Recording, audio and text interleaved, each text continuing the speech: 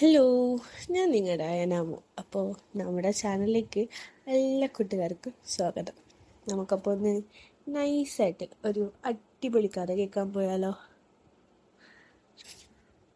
പിന്നെ കഥ കേൾക്കുന്നതിന് മുമ്പേ ഒരു കാര്യം കൂടി, കഥകളൊക്കെ ഇഷ്ടമാണെങ്കിൽ ലൈക്ക് ആൻഡ് സബ്സ്ക്രൈബ് ചെയ്യാൻ കൂടി മറക്കണ്ട. അതാകുമ്പോൾ വീണ്ടും വീണ്ടും എപ്പോൾ വേണേലും കേൾക്കാമല്ലോ. അപ്പോൾ നമുക്ക് കഥയിലേക്ക് പോയാലോ? അനു ആകെ വിഷമത്തിലാണ്. അവൻ കിടക്കയിൽ തിരിഞ്ഞും മറിഞ്ഞും കിടന്നു. എന്നിട്ടും ഉറക്കമൊന്നും വരുന്നില്ല. സംഭവം എന്താണെന്നറിയോ? പപ്പ പോയതിൻ്റെ വിഷമം. പപ്പ ഇനി 1 മാസം കഴിഞ്ഞിട്ടേ വരും. അല്ലെങ്കിലും എവിടെയെങ്കിലുമൊക്കെ ബിസിനസ് ടൂറിന് പോയാൽ പിന്നെ പപ്പയെ കാണാൻ കിട്ടില്ല. പപ്പ ഉണ്ടെങ്കിൽ പിന്നെ പഠിക്കാൻ ആൾക്ക് എളുപ്പമാണ്. BA ഫസ്റ്റ് ഇയറും സെക്കൻഡ് ഇയറും പാസ്സായത് പപ്പയുടെ സഹായം കൊണ്ട് തന്നെ ആയിരുന്നു. ഇന്ന് ഉച്ചയ്ക്ക് പപ്പ പോകുമ്പോൾ ശരിക്കും വിഷമം തോന്നി. മമ്മ മരിച്ചപ്പോൾ പപ്പ വേറെ കല്യാണം കഴിച്ചിട്ടുണ്ടായിരുന്നു. മമ്മയേക്കാൾ സുന്ദരിയായ സോഫി എന്ന സ്ത്രീ. പപ്പ ഇല്ലാത്തപ്പോൾ അവർ ശൃംഗരിച്ചുകൊണ്ട് തൻ്റെ അടുത്ത് വരും. അവനാകെ നാണ. അവരാണെന്നുണ്ടെങ്കിൽ എനിക്ക് അവിടത്തേക്ക് ഇതാക്കുമ്പോഴേ അവനിങ്ങനെ ഒഴിഞ്ഞു മാറാറുണ്ട്. കുട്ടികളെ ഉമ്മ വയ്ക്കുന്ന അടവിലാണവർ അവനെ ചെയ്യാറുള്ളത്. അങ്ങനെ രാത്രി ഏറെ ആയിരിക്കുന്നു. അവന് ഉറക്കം വരുന്ന മട്ടുമില്ല. അവൻ്റെ വലത് കൈ പതുക്കെ താഴോട്ട് നീങ്ങി. എങ്ങോട്ടാന്ന് നിങ്ങൾക്ക് മനസ്സിലായിട്ടുണ്ടാവുമല്ലോ. ഉറങ്ങിക്കിടക്കുന്ന ആളെ പതുക്കെ അവൻ ഉണർത്തെഴുന്നേൽപ്പിച്ചു. കിടന്നുകൊണ്ട് തന്നെ ആ പരിപാടിയുടെ സ്വയമേ അതിലങ്ങനെ ഏർപ്പെട്ടു. എല്ലാ യുവാക്കളെയും പോലെ അവനും അത് സുഖമായിരിക്കുമല്ലോ. അപ്പോൾ അധികം വൈകും മുമ്പ് തന്നെ സംഭവങ്ങളൊക്കെ കഴിയുകയും ചെയ്തു. അതെങ്ങനെയാണ് അവന് പെട്ടെന്ന് ഇതാക്കുന്നതെന്ന് അവന് പോലും അറിയില്ല. പിന്നെ അതൊക്കെ കഴിഞ്ഞ് അവനിങ്ങനെ എണ്ണീറ്റ് എല്ലാം ഒന്ന് വൃത്തിയാക്കി. അപ്പോഴാണ് ശരിക്കും അവന് സമാധാനമായത്. പിന്നെ എപ്പോഴോ അവനങ്ങ് ഉറങ്ങിപ്പോയി. രാവിലെ വിളിച്ചുണർത്താൻ വന്നത് സോഫിയായിരുന്നു. അതായത് അനുവിൻ്റെ രണ്ടാനമ്മ. അവൻ്റെ കിടപ്പ് അല്പനേരം സോഫി ഇങ്ങനെ നോക്കി നിന്നു. നോക്കലിന് എന്തൊക്കെയോ ഒരു പന്തികേട് നമുക്കിവിടെ മണക്കുന്നില്ലേ? അപ്പോൾ കഥ മുന്നോട്ട് പോകുമ്പോൾ അറിയാം എന്താ സംഭവം.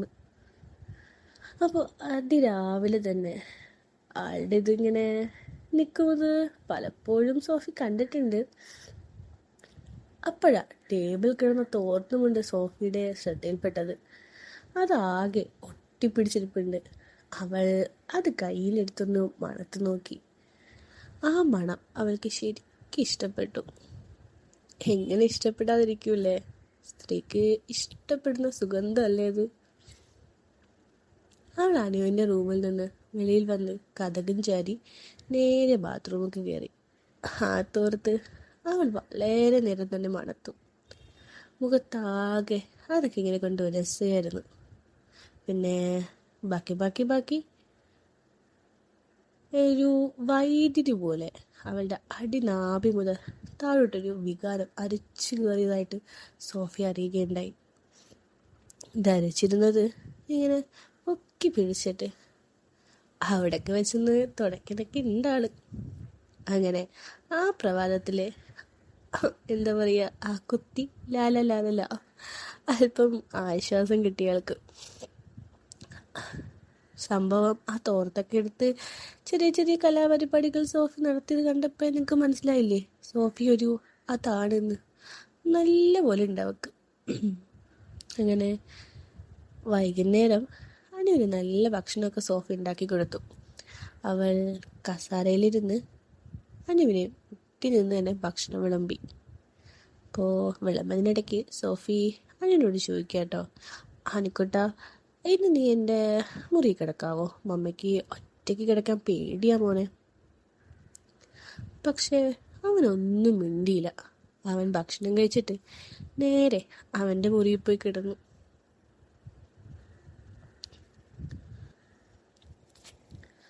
ആ സ്ത്രീക്ക് മൊത്തം അതാണ്. അവന് അതേപ്പറ്റി വലിയ ധാരണ ഒന്നും ഇല്ലായിരുന്നു. പക്ഷേ അവരുടെ അതും ഇതും എന്ന് വേണ്ട ഒക്കെ അതിങ്ങനെ നിറച്ചു വെച്ചിരിക്കുകയാണെന്ന് മനസ്സിലാവും. അതായത് ഇങ്ങനെ മുട്ടി നിൽക്കുന്നില്ലേ, അത് തന്നെ. കൂടെ കിടക്കണത്രേ. എൻ്റെ പട്ടി പോവും കൂടെ കിടക്കാൻ. എങ്ങനെ അറിയണം. പിന്നെ എൻ്റെ പണിയായിരിക്കും കുരുക്കിലാവുക. ഇന്നലത്തെ പോലെ തന്നെ അവന് ഇന്നും ഉറക്കമൊന്നും വന്നില്ല. അവനാണെങ്കിൽ നല്ല ദാഹം തോന്നി. അവൻ പതുക്കെ എഴുന്നേറ്റ് വാതിൽ തുറന്ന് കിച്ചണരികിലേക്ക് നീക്കി. ഒരു പൂച്ചയെപ്പോലെ ഒച്ചൊന്നും വെക്കാതെ അവൻ നടന്നത്. ഇതൊക്കെ ആരോ ഒളിച്ചിരുന്ന് കാണുക. ആരായിരിക്കും? സോഫി തന്നെ. പിന്നല്ലാണ്ട് ആരല്ല വീട്ടിലുള്ള. അവൾ പതുക്കെ ഇങ്ങനെ അനുവിൻ്റെ റൂമിൽ കയറിക്കൂടി. എന്നിട്ട് അതിനുൾഭാഗം ആകെ ഇരുണ്ട് കിടക്കുക. അപ്പോൾ അനുവിന് ഇരുട്ടി കിടക്കാനാട്ടോ ഇഷ്ടം. വെളിച്ചത്തിൽ അവന് ഉറക്കൊന്നും വരാറില്ല. അങ്ങനെ സോഫി മുറിക്കുള്ളിലെ അലമാരയുടെ പിന്നിൽ ഒളിച്ചു നിന്നു. തണുത്ത വെള്ളം കുടിച്ചപ്പോൾ അനുവിന് ശരിക്കും അവൻ്റെ ദാഹം ക്ഷമിച്ചു. പിന്നെ അധിക നേരം അവിടെ നിൽക്കാതെ അവൻ തിരികെ റൂമിലേക്ക് എത്തി. കഥകടച്ച് കുത്തിയിട്ടിട്ട് അവൻ കട്ടിലിൽ കയറി കിടന്നു. ഉറക്കം വരുമ്പോൾ അവൻ്റെ അതിങ്ങനെ എന്താ പറയുക, സ്റ്റാൻഡ് പഠിക്കുന്നത് പതിവാ. അപ്പോൾ പലപ്പോഴും അവൻ അതേപ്പറ്റി ഇങ്ങനെ ആലോചിച്ചിട്ടുണ്ട്. പിന്നാണെങ്കിൽ കൈക്ക് ജോലിയോ, കൈ കൊണ്ടുള്ള ജോലി കഴിഞ്ഞാൽ ആകെ ഒരു തളർച്ചയും ക്ഷീണമോ നിങ്ങൾക്കും ഉണ്ടാവാറുണ്ടാവൂലേ? പലപ്പോഴും ചെയ്യാതിരിക്കാനൊക്കെ ഇങ്ങനെ ശ്രമിക്കാറൊക്കെ ഉണ്ട്. പക്ഷെ ഒരിക്കലും അതിലവൻ വിജയിച്ചിട്ടില്ല. ഇനിയോട്ട് വിജയിക്കാൻ പോകുന്നില്ലെന്നാണ് തോന്നുന്നത്. തോന്നി തുടങ്ങിയ പിന്നെ കടിഞ്ഞം പൊട്ടി കുതിരയെ പോലെയാ മനസ്സിൻ്റെയൊക്കെ നീക്കം. നിങ്ങൾക്കും അങ്ങനെ ആവൂല? എല്ലാം കഴിയുമ്പോൾ വേണ്ടായിരുന്നു തോന്നും. എനിക്ക് തോന്നാറുണ്ടോ? അപ്പോൾ മനസ്സിൽ പ്രതിജ്ഞ എങ്ങനെ ചെയ്യും, ഇനി മേലി ഇത് ആവർത്തിക്കില്ല. പിറ്റേന്നും സെയിം പുരാണം തന്നെ. അതേ സമയമാകുമ്പോൾ അതേ ഇത്, അതേ സാധനം, അതേ പരിപാടി.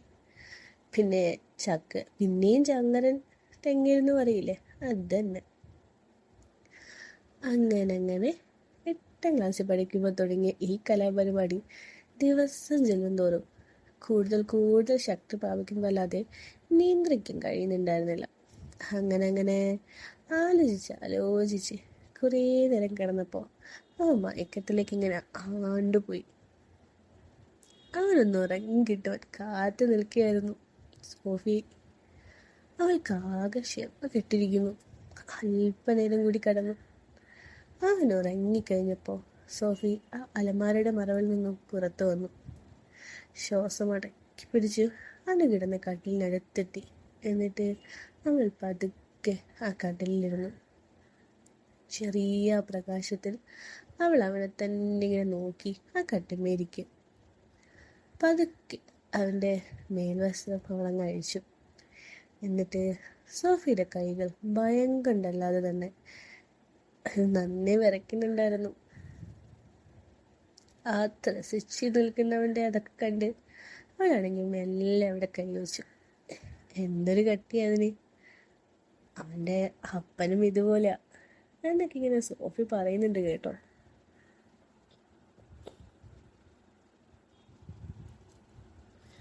ചെറിയ ചൂടുള്ളവൻ്റെ അത് ഇങ്ങനെയൊക്കെ ഇതാക്കുമ്പോൾ ഒരു വലിഞ്ഞ മുറിവിലൊക്കെ ആൾക്ക് തോന്നുന്നുണ്ട്. സാവധാനം ഇങ്ങനെ ഓരോന്ന് ചെയ്യുമ്പോൾ അവനൊന്ന് തിരിഞ്ഞു. വീണ്ടും നല്ല ഉറക്കത്തിലേക്ക് തന്നെ പോയി ആള്. അവൻ ചരിഞ്ഞു കിടന്ന് അവിടെ മെല്ലെ ഇങ്ങനെ ഇതാക്കി. അതിൽ നിന്ന് വിറയ്ക്കുന്നൊക്കെ ഉണ്ട്. എന്നിട്ട് അവിടെ ഇതാക്കാൻ തന്നെ പാകത്തിന് അവൾ നല്ലതുപോലെ ആക്കുന്നുമുണ്ട്. അത് നല്ലപോലെ ഇതായപ്പോൾ ആള് ആ ചരിഞ്ഞു കിടന്ന അനുവിനെ പിടിച്ച് മലർത്തി അങ്ങോട്ട് കിടത്തി. പിന്നെ എണ്ണീറ്റ് സ്വയം അവളുടെ അതൊക്കെ ഇങ്ങനെ മാറ്റി കേട്ടോ. എന്താ വെച്ചാൽ അവൾക്ക് ആകെ അതങ്ങനെ കയറി ഒരു ഇതായിക്കൊണ്ടിരിക്കുക. അപ്പോൾ സാവകാശം കട്ടിൽ കയറിയിട്ട് എന്താ പറയുക, തീരെ ഭാരമേൽക്കാതെ ഇങ്ങനെ ഇതാക്കി നിന്നിട്ട് അതിന്മേ അങ്ങ് കയറിയിരുന്നു. അതിങ്ങനെ ചെറുതായിട്ട് അകത്തോട്ട് കടത്തുന്നൊക്കെ ഉണ്ട് കേട്ടോ. എന്തോ ഒരു ഫീൽ നമുക്ക് സ്വാഭാവികമായിട്ടും അറിയാണ്ട് ഇതാക്കിയാലും ഉണ്ടാവുമല്ലോ. അപ്പം ഞെട്ടി ഉണർന്നാനു ആകെ എന്താളിച്ചു പോയി. അവൻ ശരിക്കും അനങ്ങാതെ തന്നെ കിടന്നു. എന്താന്ന് നിങ്ങൾക്ക് മനസ്സിലാവുമല്ലോ. അവന് നല്ല സുഖം തോന്നിയിരുന്നു. അവിടെ കൂടെ ഒരു വൈദ്യുതി കടന്നു പോകുന്നൊരു അനുഭൂതി. അവനത് ആസ്വദിച്ചിട്ട് തന്നെ അങ്ങ് കിടന്നു എടുത്തു. അപ്പോഴേക്കും സോഫി പതുക്കെ പതുക്കെ പരിപാടി തുടങ്ങി. അനുവാണെങ്കിൽ ഇടയ്ക്ക് അവിടെ മുകളിലോട്ടൊക്കെ നോക്കുന്നുണ്ട്. ബലൂണൊക്കെ ഇല്ലേ, നോക്കാണ്ടിരിക്കാൻ പറ്റുമോ? ഛേ, നാണമില്ലാത്ത തള്ള, അവനിങ്ങനെ മനസ്സിൽ കരുതി. പിന്നെ കുറേ ഇതായപ്പോഴത്തേക്കും അവനക്കും വരുമല്ലോ. അതൊക്കെ കഴിഞ്ഞ് അവൻ്റെ അതങ്ങ് പോയി. പക്ഷേ സോഫിയെ നിർത്തുന്ന ലക്ഷണമൊന്നുമില്ല കേട്ടോ. ആളവിടെ തകർക്കുക. പക്ഷേ സംഭവം അനുവിന് ഇതൊക്കെ ഇതായി കഴിഞ്ഞപ്പോഴത്തേക്കും എന്നിട്ടാ ആൾക്ക് വേദന സഹിക്കാൻ കഴിഞ്ഞില്ല. അവനാണെങ്കിൽ അവളെ പിടിച്ചിട്ട് തള്ളുമെടുത്തു. എന്നിട്ട് വസ്ത്രങ്ങളൊക്കെ നേരെയാക്കി അവിടെ ഒരു തരത്തിൽ വീഴാതെ ഇങ്ങനെ കട്ടിലിൽ പിടിച്ചു നിന്നു. സോഫിയപ്പൻ, ഓ നിന്റെ കാര്യം കഴിയും വരെ നല്ലോണം ഇരുന്നുല്ലേ, പിന്നെ അത് കഴിഞ്ഞപ്പോഴത്തേക്ക് എന്നെ പിടിച്ച് തള്ളി. കൊള്ളാം, നീയാണ് മിടുക്കൻ. അവൻ അനങ്ങാതെ അത്തികെട്ടി വന്ന ദേഷ്യം ഒതുക്കിയിട്ട് ആ ബെഡ്ഷീറ്റൊക്കെ ഇട്ട് തല വഴി മൂടിക്കിടന്നു. എന്നാ അവൻ നല്ല തളർച്ചയും ക്ഷീണവും ഉണ്ടായിരുന്നു. എരിഞ്ഞടങ്ങിയ വികാരങ്ങളുടെ ചാരം അവൻ്റെ മനസ്സിൽ കൂമ്പാരം പോലെ കൂടിക്കിടന്നു.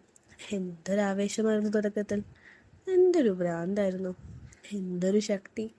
എല്ലാം നിമിഷ നേരം കൊണ്ട് തന്നെ തറയിൽ വീണടഞ്ഞ പോലെ. അവൻ പുതപ്പ് മാറ്റി നോക്കി. സോഫിയാണെ കട്ടിലിൽ തന്നെ ഇരിപ്പുണ്ട്.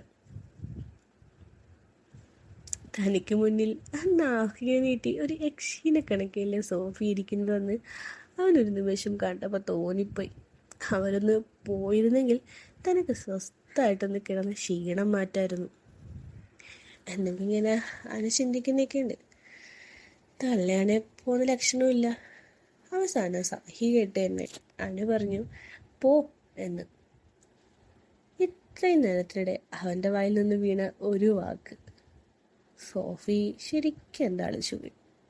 യഥാർത്ഥത്തിൽ എന്തെങ്കിലും അവൻ്റെ വായിൽ നിന്നൊന്ന് കേൾക്കാൻ അവൾക്ക് ആകാംക്ഷയായിരുന്നു. ഓ ഇല്ല, പോകുന്നില്ല, നീ എന്ത് ചെയ്യും? അത് കേട്ടപ്പോൾ അവൻ ആകെ ദേഷ്യം തോന്നി. എങ്കിലും അവനത് പുറത്ത് കാട്ടിയൊന്നുമില്ല. ഇവരെ എങ്ങനെ പറഞ്ഞു വിടും എന്നായിരുന്നു അനുവിൻ്റെ ആലോചന. സോഫി അപ്പോഴേക്കും അവൻ്റെ കൈക്ക് പിടിച്ചു. എന്നിട്ട് രണ്ടുപേരോട് തമ്മിൽ പിടിവലിയായിട്ടോ. പെട്ടെന്ന് അവൻ എഴുന്നേറ്റ് ബാത്റൂമിൽ കയറി വാതിലും കടച്ചു. എന്നിട്ട് അവൻ്റെ കഥയിൻ്റെ പതിലൂടെ ഞാൻ നോക്കി. സോഫി പോണ മട്ടില്ല, ആള് കട്ടി തന്നെ ഇരിക്കുക. അനു എന്നിട്ട് നന്നായിരുന്നു കുളിച്ചു. കുളിയൊക്കെ കഴിഞ്ഞ് വീണ്ടും അവൻ കട്ടിലേക്ക് ഒളിഞ്ഞു നോക്കി. അപ്പോഴേക്കും അതൊക്കെ ഒന്ന് പിടിച്ചൊതുക്കി സംഭവം ആള് സ്ഥലം വിട്ടിട്ടുണ്ട്. അനുവിനെ കണ്ടപ്പോൾ ആശ്വാസമായി. അങ്ങനെ അവൻ വന്ന് റൂമിൽ ബെഡിൽ കിടന്നു.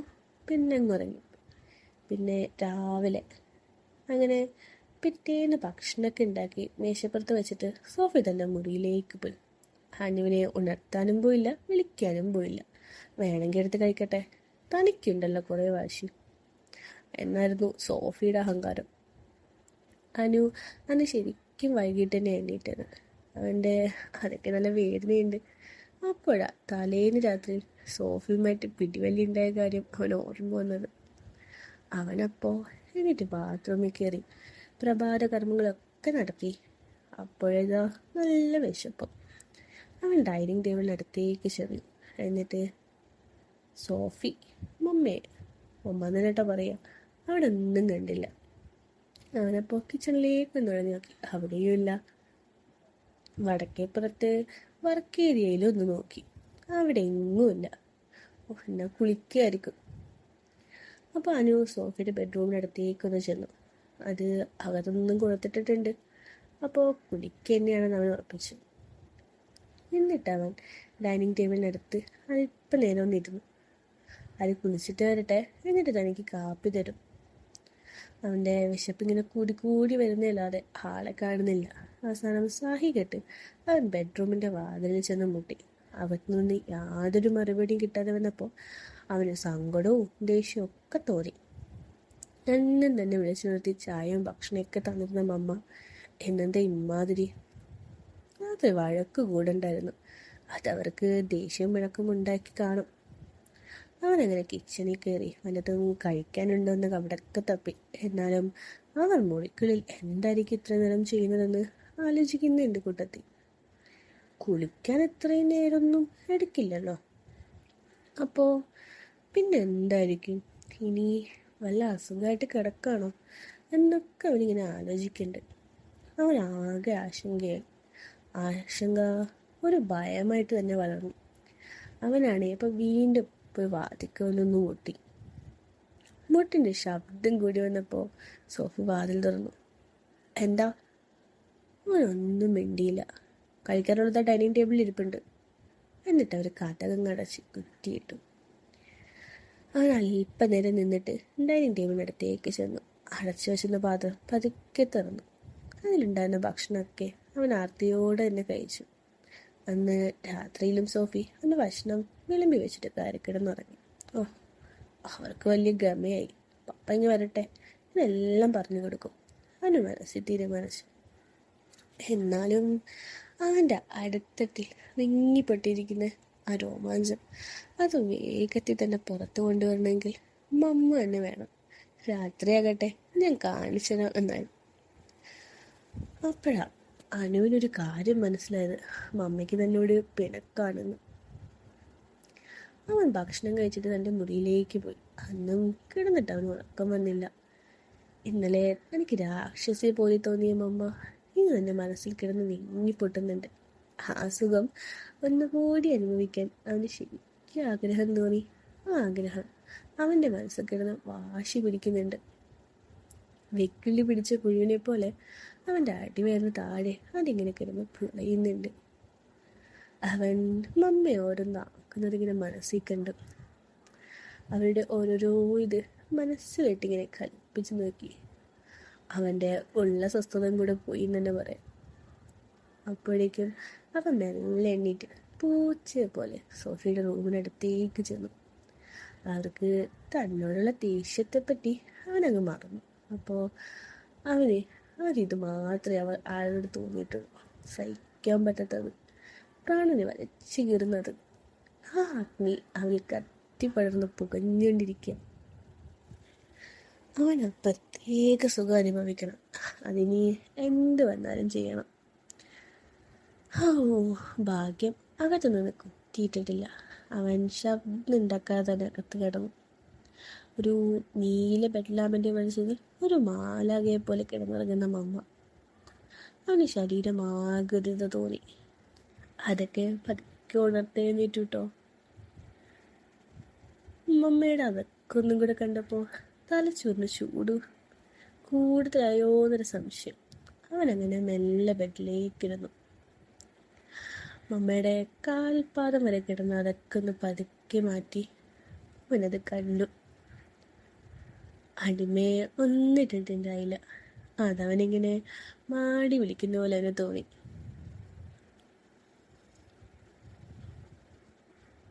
എന്നിട്ട് ചെറുതിന് തന്നെ അവനവൻ്റെ പണി തുടങ്ങി.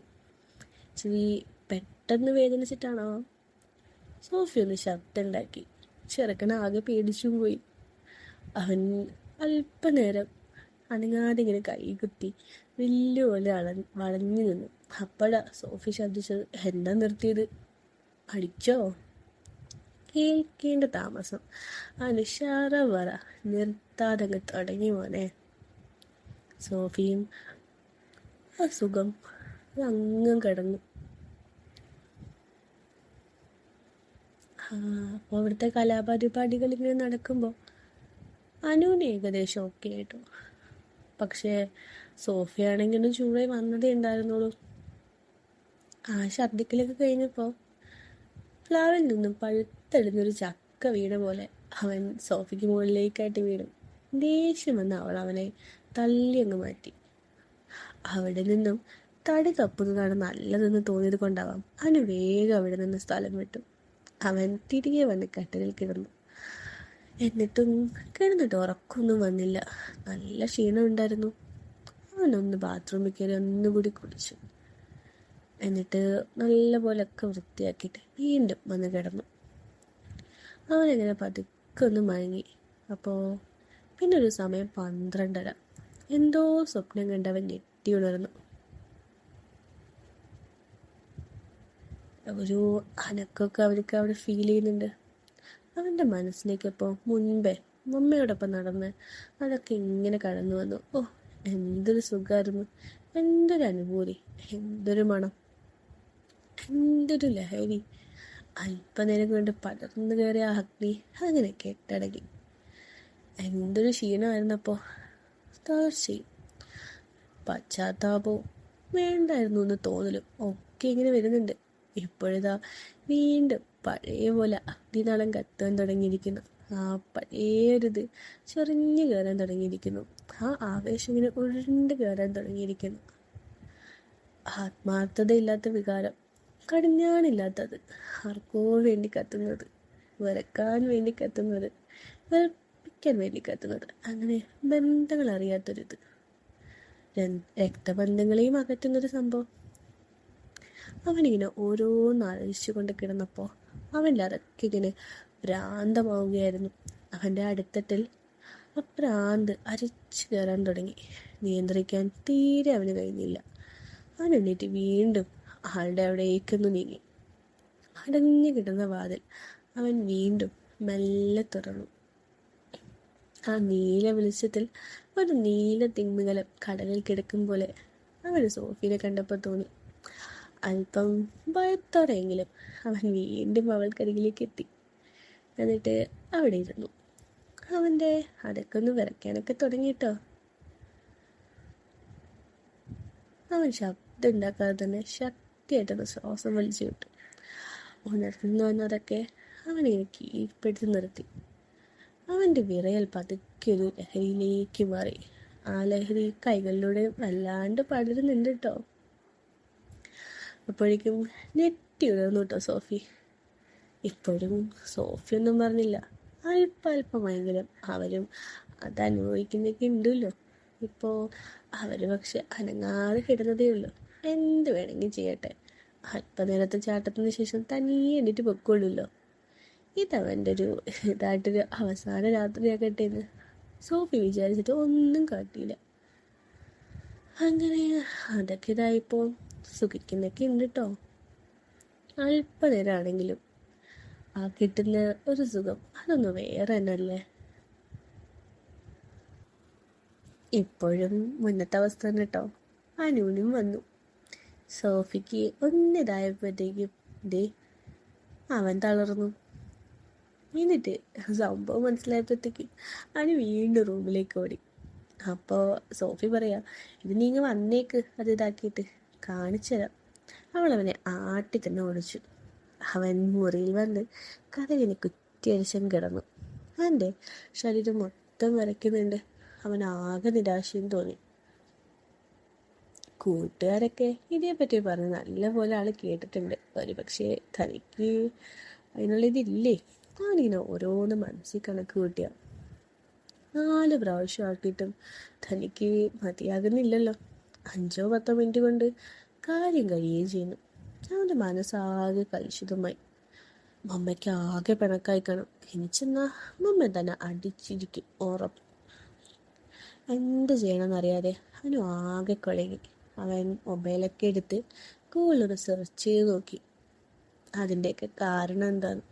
അവൻ കുറേ തിരിഞ്ഞപ്പോൾ ഒടുവിലാണ് ഒരു ടോപ്പിക് കിട്ടി. മാനസികമായിട്ടുള്ള കുറച്ച് പ്രശ്നങ്ങൾ കാരണമാണ് പെട്ടെന്ന് ഇതാക്കുന്നതെന്നൊക്കെ പറഞ്ഞിട്ട് അവൻ വീണ്ടും മൊബൈലിൽ തിരിഞ്ഞു. ഈ രോഗമുള്ളവർ മനഃശാസ്ത്രജ്ഞനെ കാണണം പോലും. അങ്ങനെ കുറേ ടോപ്പിക്കുകൾ അവൻ വായിച്ചു. അവസാനം അവനൊരു മനഃശാസ്ത്രജ്ഞനെ കാണാൻ തന്നെ തീരുമാനിച്ചു. അവന് മറ്റു വഴികളൊന്നും ഇല്ലായിരുന്നല്ലോ. പിറ്റേന്ന് അവൻ ക്ലാസ്സിനൊന്നും പോയില്ല. നേരെ പോയത് മനഃശാസ്ത്രജ്ഞനെ കാണാനാ. അവൻ നേരത്തെ തന്നെ അഡ്രസ്സൊക്കെ നോക്കി വെച്ചിരുന്നു. വളരെ കാത്തിരിക്കേണ്ടി വന്നിട്ടോ ഡോക്ടറിനെ കാണാൻ. അത്രയ്ക്ക് തിരക്കാണ് അവിടെ. ദൈവീയ ദിനം കൊണ്ട് പരിചയക്കാർ ആരും അവിടെങ്ങും വന്നില്ല. ഭാഗ്യം. ഒടുവിൽ അവൻ്റെ ഊഴമായി. ഡോക്ടറാണെങ്കിൽ വളരെ തിരക്കിലാണ്. ഏറെ നേരം വെയിറ്റ് ചെയ്ത ശേഷം അനുവിന് ഊഴം വന്നത്. ഡോക്ടർ ചോദിച്ചു, നിന്റെ പേരെന്താ? അനു. ആ ഡോക്ടർ, അനു കാര്യം പറയൂ, എന്താ പ്രശ്നം? എത്ര വയസ്സായിരുന്നു? 18. ഇനി പറയൂ, എന്താ പ്രശ്നം? അനു ഒന്നും മിണ്ടാതെ തന്നെ ഇരുന്നു. അല്പനേരം മിണ്ടാതെ നിന്നപ്പോൾ ഡോക്ടർ വീണ്ടും തിരക്കി. പറയൂ, പേടിക്കണ്ട, എല്ലാം എന്നോട് തുറന്നു പറയാം. മറ്റാരും ഇവിടെ കേൾക്കാനില്ല.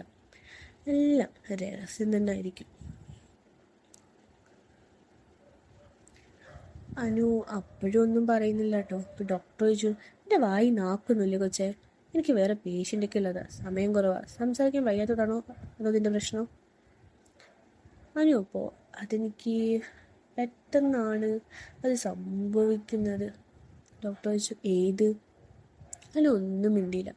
ഡോക്ടർ വീണ്ടും ചോദിച്ചു, നീ ചെയ്യാറൊക്കെ ഉണ്ടോ? ഈയിടെയായിട്ടില്ല. ഓ നല്ല കാര്യം. എത്ര ദിവസമായി നിർത്തിയിട്ട്? നിർത്തിയില്ല. പിന്നെ? അരക്കാതെ പറയടാ, തുറന്നു വരാതെ എങ്ങനെ ഒരു പ്രതിവിധി ഉണ്ടാക്കുക? ഞാനൊരാളായി. എന്നിട്ട്? അത് ഡോക്ടർ, എനിക്ക് പെട്ടെന്ന് അത് പോകുന്നത്. ഏത്? അതോ? അതെ ഡോക്ടർ. ആരുമായിട്ടാണ് അത് ചെയ്യുന്നത്? അതിനൊപ്പം ഒന്നും മിണ്ടിയില്ല. ഡോക്ടർക്ക് ദേഷ്യം വന്നു. ഒന്ന് വേഗം പറയണ ചേക്ക, നീ ആരുമായിട്ടാണ് ചെയ്യുന്നതെന്ന്. മമ്മ. മമ്മയെന്ന് വെച്ചാൽ അമ്മയാണോ? അതെ ഡോക്ടർ. നീ ആള് കൊള്ളാലോ, സ്വന്തം അമ്മയെ. ഓഹോ. ഡോക്ടർക്ക് അവൻ്റെ കഥ കേൾക്കാൻ ആകാംക്ഷയും എല്ലാം കൂടെ. അനു പറഞ്ഞു, സ്വന്തം അമ്മയല്ല, രണ്ടാനമ്മയാ. ആഹാ, രണ്ടാനമ്മയാകുമ്പോൾ കൂടുതലാണല്ലോ. അതാണ് വേഗം ഇതാവുന്നത്. ആട്ടെ, എത്ര പ്രാവശ്യം ചെയ്തു ഇതുവരെ? പനി പറഞ്ഞു, ഒരു ദിവസം 3-4 പ്രാവശ്യമൊക്കെ ചെയ്യും. പക്ഷെ 5 മിനിറ്റ് കൂടുതൽ നിൽക്കത്തുമില്ല. വേഗമായിട്ടാണ് പോകുന്നതും. ഡോക്ടർ ചോദിച്ചു, ആട്ടെ, നിൻ്റെ മമ്മയ്ക്ക് എങ്ങനെയുണ്ട്? അനു പറഞ്ഞു, കാണാൻ നല്ല ഭംഗിയാണ് ഡോക്ടറെ. ഡോക്ടർ ചോദിച്ചു, അതല്ല, അപ്പം അവയവങ്ങളൊക്കെ ഇല്ലേ, അതൊക്കെ എങ്ങനെയാന്ന്? അത് ഇതെന്തൊരു ഡോക്ടറാ, എല്ലാ ഡോക്ടർമാരും ഇതുപോലാണോ? അനുവിനാകെ ഒരു വല്ലാത്തൊരു ഫീൽ അവിടെ ഇരുന്നപ്പോൾ. ഡോക്ടർ അപ്പം വീണ്ടും ചോദിച്ചു, അവർ സഹകരിക്കുന്നുണ്ടോ അതോ നീയാണോ ആദ്യം ഇതാക്കിയത് അതോ അവരോ? ഡോക്ടറുടെ അടിഭാഗവും ഇതാകാനൊക്കെ തുടങ്ങിയിട്ടുണ്ട്. ആളും അതിനെക്കുറിച്ചാണല്ലോ. കഴിഞ്ഞ ദിവസം അപ്പം ബിസിനസ് ടൂറിന് പോകുന്ന രാത്രി അവരെൻ്റെ മുറിയിൽ പാത്രത്തും. ഞാൻ ഇറങ്ങിയപ്പോൾ അവരത് ഒക്കെ മാറ്റിയിട്ട് അന്നെനിക്ക് 5 മിനിറ്റ് പോലും എനിക്ക് സഹിക്കാൻ പറ്റിയില്ല. പരിപാടി കഴിഞ്ഞു. എന്നിട്ട് അവർ പോകാതെ അവിടെ തന്നെ നിന്ന് എന്നെ വഴക്ക് പറഞ്ഞു. എൻ്റെ വഴക്കാ പറഞ്ഞ്? അത് എൻ്റെ കാര്യം കഴിഞ്ഞപ്പോൾ അവർ ഞാൻ ഓടിച്ചു വരികയാണ്. നീ പിന്നെ ചെയ്തില്ലേ? അവർ പോയി കുറേ നേരം കഴിഞ്ഞപ്പോൾ വീണ്ടും എനിക്ക് ഇതാക്കണം തോന്നി. അപ്പോൾ ഞാൻ അവരിറങ്ങിക്കിടന്നപ്പോൾ വീണ്ടും പോയി ചെയ്തു. അവർ സഹകരിച്ചോ? എന്നിട്ട് വീണ്ടും എനിക്ക് പഴയ പോലെ തന്നെ. പിന്നെ എന്തുണ്ടായി? അവരെന്നെ കാലുകൾ കൊണ്ട് കൂട്ടിപ്പിടിച്ചിട്ട് കുറേ നേരത്തേക്ക് എന്നെ വിട്ടില്ല. ഓ തികച്ചും. എന്നിട്ട് ഞാൻ കരയാൻ തുടങ്ങിയപ്പോൾ അവരെന്നെ വിട്ടു. എടാ കുഞ്ഞേ, നിനക്ക് കിട്ടിയ അവസരം നിനക്ക് ഉപയോഗപ്പെടുത്താൻ അറിയില്ല. ഞാൻ പറഞ്ഞുതരാം എന്തൊക്കെ ചെയ്യണമെന്ന്. ഇത് കേട്ടപ്പോൾ അതിനാശ്വാസം തോന്നി. അവൻ ഡോക്ടറുടെ ഉപദേശം കിട്ടാൻ കാത്തിരിക്കുകയായിരുന്നു. ഡോക്ടർ പറഞ്ഞു, ഇന്നിനി വീട്ടിൽ ചെല്ലുമ്പോൾ നീ മമ്മയോടൊപ്പം അടുക്കളയിൽ കയറി അവരെ സഹായിക്കുക. അപ്പം തന്നെ നീ പകുതി വിജയിച്ചിരിക്കും. സഹായിക്കാനോ? ഞാനിതൊരു അടുക്കളയിൽ കയറിയിട്ട് പോലും ഇല്ല.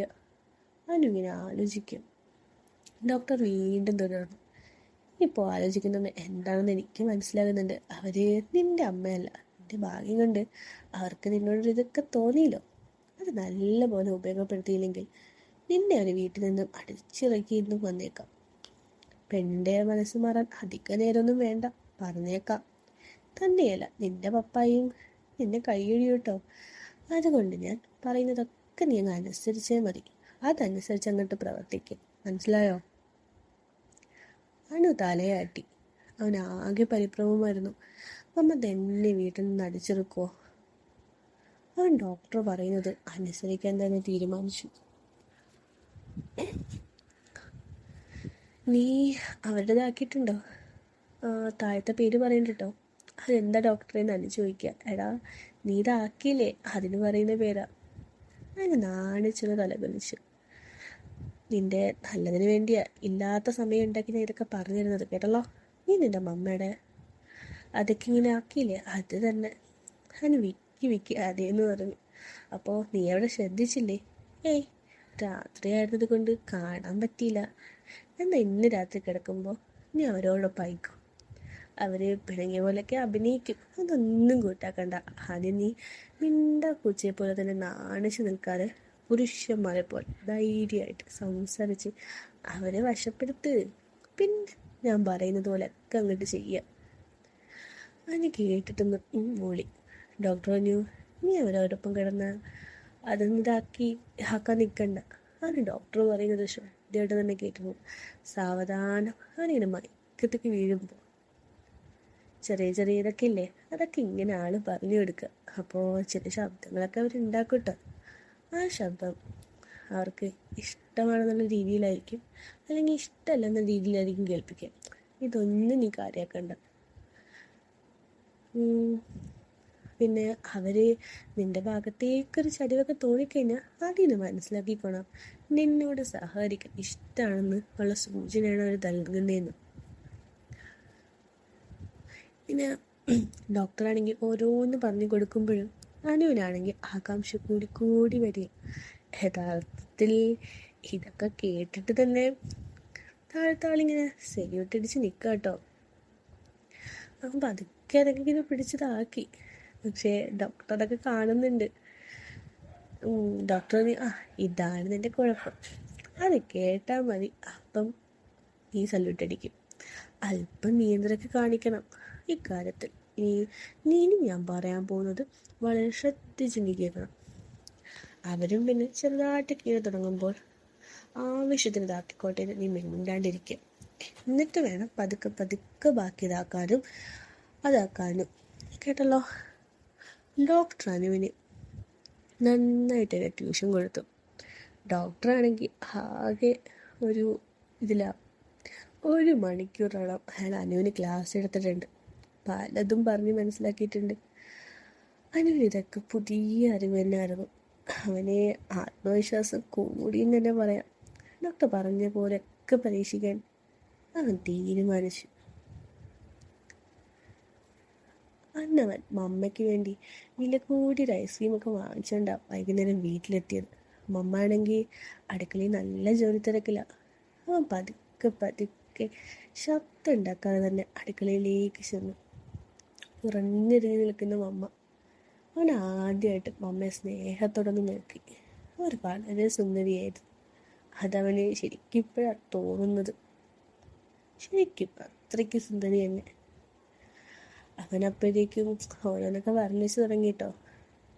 അങ്ങനെ അവൻ സോഫിയുടെ പിന്നിൽ ചെന്ന് അല്പനേരം നിന്നു. എന്നിട്ട് എന്തെങ്കിലും പറയാൻ അവൻ ഏറെ പ്രയാസപ്പെട്ടിട്ടോ. അവൻ പിന്നിൽ നിൽക്കുന്ന കാര്യം സോഫി അറിഞ്ഞതേയില്ല. അവളാണെങ്കിൽ നല്ല ജോലി തിരക്കില്ല. അല്പം കഴിഞ്ഞപ്പോൾ സോഫി എന്തോ എടുക്കാൻ തിരിഞ്ഞപ്പോൾ തൻ്റെ നേരെ ഐസ്ക്രീം നീട്ടി പിടിച്ചു നിൽക്കുന്ന അനുവിനെ കണ്ടു. അവൾ ആദ്യം ഞെട്ടി. പേടിപ്പിക്കാൻ വന്നിരിക്കുന്ന അസത്ത്. സോഫി അവനെ കുറേ ശകാരിച്ചു. പിന്നെ അങ്ങനൊന്നും പറയേണ്ടിയിരുന്നില്ല എന്ന് അവൾക്കും തോന്നി.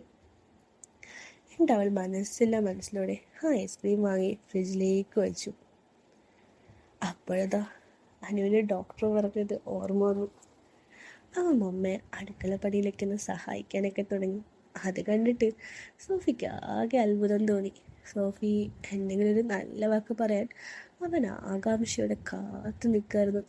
അല്പം കഴിഞ്ഞപ്പോൾ സോഫി ഒന്ന് നോർമലായി. അവനോട് അല്പം പരിഹാസത്തോടെ തന്നെ ചോദിച്ചു, നിന്റെ ഒക്കെ മാറിയോ മോനെ? അവനൊന്നും മിണ്ടിയില്ല. അവൻ്റെ നോട്ടം എവിടായിരുന്നു എന്ന് നിങ്ങൾ നോക്കിച്ചു നോക്കി. അവിടെ തന്നെ. അവൻ്റെ കയ്യിലൊക്കെ ശരിക്കും ഇങ്ങനെ തരച്ചൊക്കെ വരുന്നുണ്ട്. പക്ഷേ എന്താ കൺട്രോൾ ചെയ്തേ പറ്റൂ. സോഫി പറഞ്ഞു, പോടാ പോയി ഇതാക്കിക്ക, സ്വന്തമായിട്ടാക്കണേ നിനക്ക്. അവനപ്പം ദേഷ്യം വന്നു കേട്ടോ. അവൻ്റെ പുരുഷൻ എഴുന്നേറ്റു. അവൻ ബലമായിട്ട് തന്നെ ഒന്ന് ട്രൈ ചെയ്തു കേട്ടോ. അപ്പോൾ പച്ചക്കറിയും പാത്രങ്ങളൊക്കെ താഴെ വീണ് ശബ്ദമൊക്കെ ഉണ്ടാക്കുന്നത്. അവളാണെ വിട്ടുമാറാനൊക്കെ ശ്രമിക്കുന്നുണ്ടായിരുന്നു. പക്ഷെ അവൻ വിട്ടുകൊടുത്തില്ല. അവൻ്റെ ശക്തി കൂട്ടിക്കൊണ്ട് തന്നെ വന്നു. സോഫി പതുക്കെ തളർന്ന് തളർന്ന് അവൻ്റെ കൈക്കുള്ളിൽ ഒതുങ്ങി. അവരവസാനം നിലത്തിരുന്നു പോയി.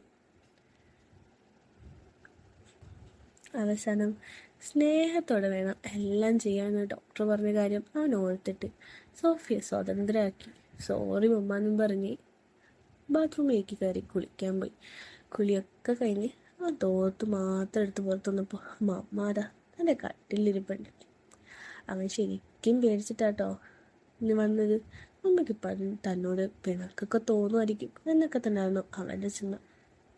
അവൻ എന്നിട്ട് ചെന്ന് സോഫിക്കരിയിൽ ഇരുന്നു. സോഫി ഒരു ചെറിയ ആശങ്കയൊക്കെ ഉണ്ട്. എലിയെ പോലിരുന്ന പയ്യൻ ഇത് ആനയോളം കരുത്തിൽ തൻ്റെ മുന്നിലിരിക്കുന്നു എന്ന്. അപ്പോൾ ചെറിയൊരു ചമ്മലൊക്കെ സ്വാഭാവികമായിട്ടും തോന്നൂലേ? യഥാർത്ഥത്തിൽ അവൻ മുൻകൈ എടുക്കുന്നത് തന്നെയായിരുന്നു അവൾക്ക് ഇഷ്ടം. സോഫി ഒരു പൂച്ച കുഞ്ഞിനെ പോലെ അവൻ്റെ തൊള്ളിലേക്ക് ഇങ്ങനെ ചാകും. പിന്നെ അനുവിന് പിടിച്ചിരിക്കാൻ പറ്റില്ലല്ലോ. പക്ഷെ അവൻ ഡോക്ടർ പറഞ്ഞതനുസരിച്ച് തന്നെ എല്ലാം ചെയ്യാൻ തീരുമാനിച്ചു. അവൻ അരുമയുടെ സ്നേഹത്തോടെ തന്നെ പരിപാടികൾ തുടങ്ങി.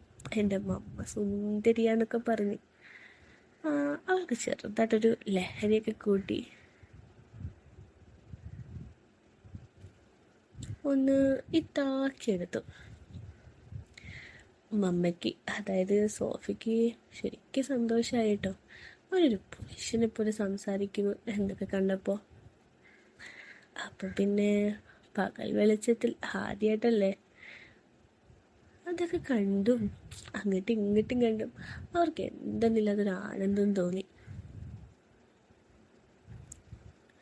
സംഭവം അനുവിന് നല്ല പേടിയുണ്ടായിരുന്നു കേട്ടോ, പെട്ടെന്ന് തന്നെ ആവുമെന്ന്. പക്ഷേ അവൻ എന്തിതാക്കുമ്പോഴും ഡോക്ടർ പറഞ്ഞു കൊടുത്ത് 1 മണിക്കൂർ ക്ലാസ് ഉണ്ടായിരുന്നു, ഓർത്തോണേ. അതൊക്കെ അവനിങ്ങനെ മനസ്സിൽ ഓർത്തിട്ട് തന്നെയാണ് പരിപാടിക്ക് ഇറങ്ങിയത്. ശരിക്കും അനുവിനിത് ആദ്യത്തെ അനുഭവം തന്നെയായിരുന്നു.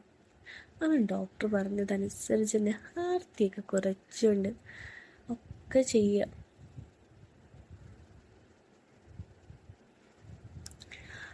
അനുവിൻ്റെ ആദ്യ അനുഭവം അവൻ്റെ സിരകളിൽ ആളിക്കത്തുന്നുണ്ട്.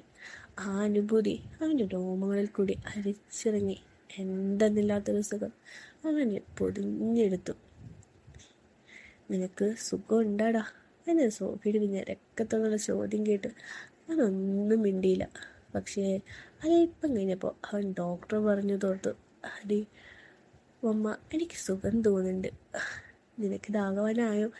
അപ്പം ഞാനിതാക്കാം. എന്നൊക്കെ സംസാരം, അതായത് സംഭാഷണം ഇവിടെ നടത്തുന്നുണ്ട്.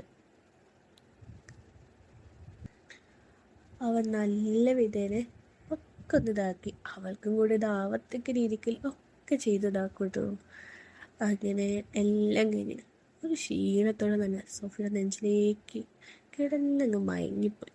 അങ്ങനെ നേരം രാത്രിയായി. ഇരുളും വ്യാപിച്ചു. അന്ത്യവിളക്ക് തെളിയിച്ചിട്ടില്ല. ദൂരെ നിന്ന് മഴ ഇരമ്പി വരുന്ന ശബ്ദമൊക്കെ കേട്ട സോഫി ഉണർന്നു. തൻ്റെ നെഞ്ചിൽ കിടന്നുറങ്ങുന്നാനും അവൾ അവനെ സ്നേഹത്തോടെ തന്നെ വിളിച്ചു നിർത്തി. സോഫി ശരിക്കും സന്തോഷത്തിലായിരുന്നു. അവൾ ആദ്യമായിട്ട് അനുവിൻ്റെ പുരുഷത്വം അറിഞ്ഞു, അവൻ്റെ കരുത്തറിഞ്ഞു, അവൻ്റെ ചൂടറിഞ്ഞു, അവൻ്റെ ദൗർബല്യങ്ങളെല്ലാം അവൾ മറന്നു. അതിന് എത്ര ശക്തിയുണ്ടെന്ന് അവൾ ആദ്യമായിട്ട് അറിഞ്ഞു. എണ്ണിക്കാൻ ശ്രമിച്ചാണ് ഹായെന്നും പറഞ്ഞു പോയി. സോഫിയുടെ അതൊക്കെ കഴിഞ്ഞ് തമ്മിലൊക്കെ കൂടിക്കലർന്ന് അങ്ങനെയൊക്കെ എല്ലാം കഴിഞ്ഞു.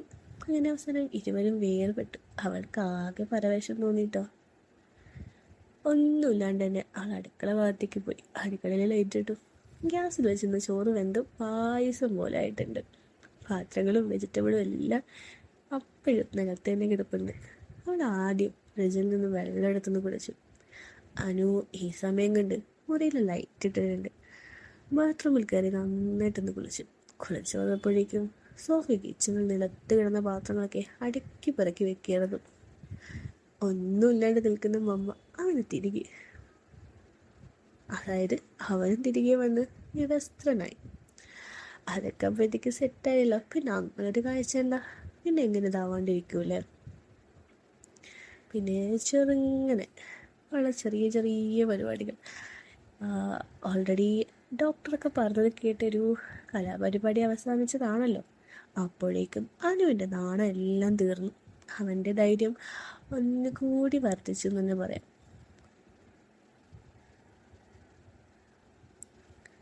അവനാണ് വേറെ ബന്ധങ്ങളൊന്നുമില്ലായിരുന്നു. ആകെക്കൂടെ അവൻ ഇതാക്കിയിട്ടതും ആദ്യത്തെ അനുഭവം മമ്മ തന്നെയാണ്. അപ്പോൾ മമ്മയുടെ ഒരു ചോദ്യം ഉണ്ടായിരുന്നു, ഓ ഇനി എന്നെ ഇതാക്കിയിട്ട് വേറെ പോവുമെന്ന്. ഇല്ല, എനിക്കെൻ്റെ മമ്മ മതി എന്ന് അവൻ പറഞ്ഞു. അത് സോഫിക്ക് നന്നേ ഇഷ്ടപ്പെട്ടു. ആ ചെറുങ്ങനെയുള്ള പരിപാടിയിലും അറ്റത്ത് സുഖത്തിണ്ടായിരുന്നു. കൂട്ടുകാരൊക്കെ പറഞ്ഞു ഓരോ ഇത് കണ്ടു. അവന് അതിൻ്റെ കാര്യമൊക്കെ അറിയാമായിരുന്നു, അതായത് പുറമത്തെ കാര്യം കേട്ടോ. എന്നാൽ അതിന് ഇത്രയും ഇതിട്ടെന്ന് അവൻ ആദ്യമായിട്ട് അറിയുകയായിരുന്നു. സോഫിയും അത് ആദ്യമായിട്ട് അനുഭവിക്കുന്നതായിരുന്നു. ഇരുവരും അതിൽ തന്നെ അങ്ങ് വീണ് പിണഞ്ഞു. നിമിഷം തോറും ആ സുഖം ഇങ്ങനെ കൂടി കൂടി തന്നെ വന്നു. കരണ്ടും പോയി, മഴയുടെ ശക്തിയും കൂടി വന്നു. അവർ രണ്ടുപേരും അതൊന്നും അറിഞ്ഞതേയില്ല. എങ്ങനെ അറിയാനല്ലേ, അറ്റം സ്വർഗം കണ്ടു നിൽക്കുമ്പോൾ. കുറേ നേരം കഴിഞ്ഞ കരണ്ട് വന്നത്. അവൻ അപ്പോഴും അവിടെ തന്നെ ഉണ്ട് കേട്ടോ. അവസാനം വീണ്ടും നല്ലൊരിത് കഴിഞ്ഞില്ലേ. ക്ഷീണിക്കാണ്ടിരിക്കോ, സമയം പിന്നെയും കൊഴിഞ്ഞു വീണു. അപ്പോഴാ ഇരുവർക്കും ശരിക്കും വിശപ്പ് തോന്നിയത്. എന്തുണ്ട് കഴിക്കാൻ? സോഫി നോക്കി. പായസം പോലായ കഞ്ഞി. അവർക്ക് ഭക്ഷണം ഉണ്ടാക്കാൻ വഴി തോന്നി. ഇങ്ങനെയൊക്കെ നീക്കുമ്പോൾ എങ്ങനെ ഭക്ഷണം ഉണ്ടാക്കാനല്ലേ. അപ്പോൾ അച്ചാറൊക്കെ കൂട്ടി അവരാ കഞ്ഞി കുടിച്ച് അല്പം ശക്തി കൈ വന്നപ്പോൾ വീണ്ടും റൂമിക്ക് പോയി. ഇപ്രാവശ്യം സോഫിയായിട്ട് കൂട്ടിക്കൊണ്ടുപോയി. അങ്ങനെ പുതിയ പരീക്ഷണങ്ങൾ കടന്നുകൂടുകയായിരുന്നു അവർ. അങ്ങനെ ദിവസങ്ങൾ ഇങ്ങനെ കടന്നു പോയിക്കൊണ്ടേയിരുന്നു. ഇപ്പോഴത്തെ ഇതിൽ കൂടിക്കുക അതെങ്ങനെ കിട്ടും എന്നായിരുന്നു ഇരുവരും നോക്കുന്നത്. അവരിങ്ങനെ പുതിയ പുതിയ മേച്ചിൽപ്പുറങ്ങൾ തേടി. ശുദ്ധമല്ലാത്ത ആ നിമിഷങ്ങളിൽ രാത്രിയുടെ മറവിൽ അവർ രണ്ടുപേരും ഇണചേരും. അച്ഛനോടുള്ള ബഹുമാനവും ഭർത്താവിനോടുള്ള സ്നേഹവും അതിൻ്റെ മുന്നിൽ മറഞ്ഞു പോവും. അത് പിന്നെ അങ്ങനാണല്ലോ അല്ലേ.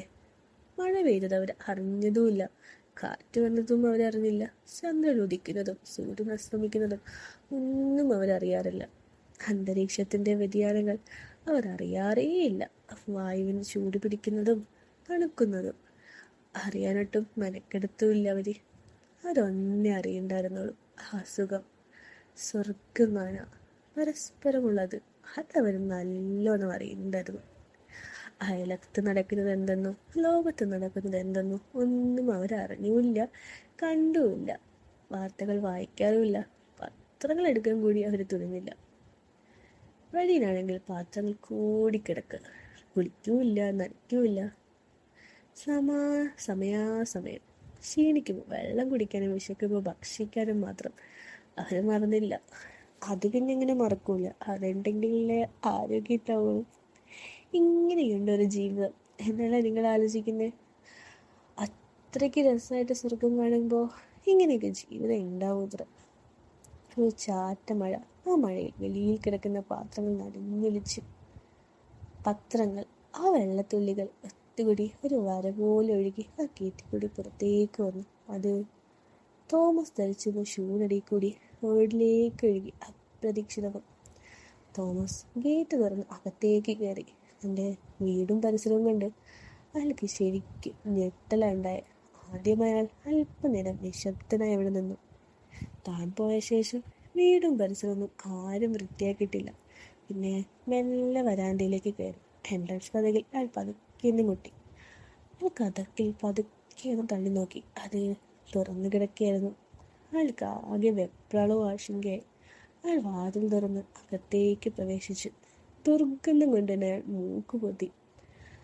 അയാളുടെ ആശങ്ക ഭയമായിട്ട് തന്നെ മാറി. മൂക്ക് പൊത്തിപ്പിടിച്ച് ബെഡ്റൂമിനടുത്തേക്ക് നീങ്ങി. ശാലയിട്ടുന്ന വാതിൽ മെല്ലെ തുറന്നകത്തേക്ക് നോക്കി. അയാൾ ഒന്നേ നോക്കിയുള്ളൂ. ഞെട്ടി പിന്നോട്ട് മാറി. ഒരു ഭർത്താവും ഒരു പിതാവും കാണരുതാത്ത ആ ദുർദൃശ്യം അയാൾ കണ്ടു. തനിക്ക് തല ചുറ്റി വരുന്നോ അതോ തലച്ചോറിലൂടെ ഒരു ഇടിമിന്നൽ കടന്നുപോയോ എന്നൊന്നും അയാൾക്ക് നിശ്ചയമില്ലായിരുന്നു. എന്നിട്ടും അയാൾ ബോധം തിരിച്ചു പിടിച്ച് ആ വീടിന് പുറത്തിറങ്ങി. എന്ത് ചെയ്യണം, എന്താക്കണം എന്നൊന്നും ഒരു പിടിയില്ല.